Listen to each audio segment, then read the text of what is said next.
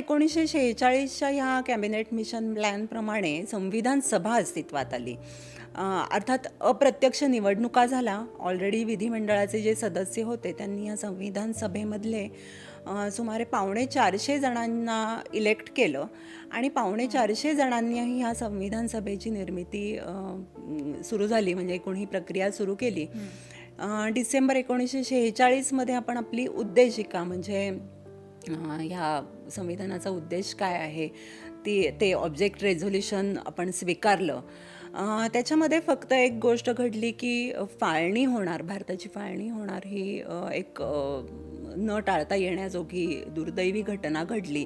त्याच्यामुळे अनेक सदस्य पाकिस्तानमधले सदस्य गेले आणि अखेरीस 299 सदस्य आपल्या संविधान सभेमध्ये राहिले. आणि मग त्यांनी साधारण 2 वर्ष 11 महिने 18 दिवस ह्या सगळ्या तरतुदींवर भरपूर चर्चा केली. भरपूर त्याच्यामध्ये सगळ्या सदस्यांनी दुरुस्त्या स्वीकारल्या. भाषेसारख्या विषयावर भरपूर खडाजंगी झाली आणि खूप छान चर्चा करून अखेरीस बहुमताने किंबहुना एकमताने आपण हे संविधान स्वीकारलं 1950 साली. पहिल्यांदा 26 नोव्हेंबरला 1949 साली आपण त्याच्या काही तरतुदी स्वीकारल्या आणि 26 जानेवारी 1950 हा आपण प्रजासत्ताक दिन मानतो. आणि तेव्हापासून आपल्या संविधानाची सुरुवात झाली.